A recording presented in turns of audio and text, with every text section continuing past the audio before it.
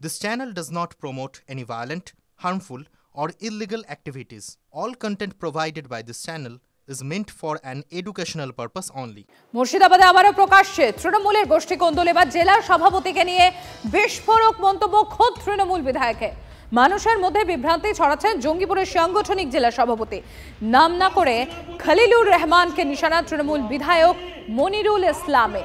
যে বা যারা তৃণমূলকে দুর্বল করবে তাদের ছেড়ে কথা বলবো না, সে জেলার সভাপতি হোক বা ব্লক সভাপতি। এমনই মন্তব্য বিধায়ক মনিরুল ইসলামের। লজ্জা করা উচিত তুমি জেলা সভাপতি। আর টিকিট যে দিবে মমতা ব্যানার্জি দিবে। মানুষের মধ্যে বিভ্রান্তি ছড়াচ্ছ, অনুগামী তৈরি করছো, বিশৃঙ্খলা তৈরি করছো। তুমি সংগঠনের মাথার উপরে বসে আছো, তুমি অভিভাবক, তোমাকে এই সব জিনিসগুলো দেখা উচিত। গতকালকে রাজ্যে বলেন, জেলায় বলেন, এবং উনার ছেলের যতগুলো অর্থবে দিয়েছে সবগুলাই কিন্তু আমি ওকে মেসেজ করেছি, আমাকে এখনো কোনো রিপ্লাই দেয়নি। রাজ্যকে আমি জানিয়েছি যে তৃণমূল কংগ্রেসকে দুর্বল করবে তাকে রাজনৈতিক ভাবে 1 ইঞ্চি মাটি ছেড়ে কথা বলবো না। তাতে ব্লক সভাপতি হোক আর জেলা সভাপতি হোক, একটাই কথা বলেছি, আপনাদের গোলাম আমি, আপনারা কাউরি গোলাম নয়। আপনাদের দয়াতে আমি এমএলএ হয়েছি, তাই আপনাদের কথা শুনবো। কিন্তু সংগঠনের মাথায় ছেড়ে তুমি দলকে দুর্বল করবা। গোটা জেলাতে কোথাও বউ, কোথাও বেটা, কোথায় ভাতিজা, কোথায় ভাই, জেলাটা লিখে নিয়েও নয়। আজ ফের জেলা ওয়ারি বৈঠকে অভিষেক বন্দ্যোপাধ্যায়।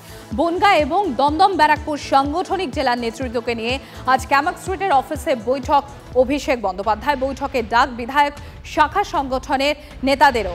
সৌরভ গুহ আমার সহকর্মী রয়েছেন আমাদের সঙ্গে।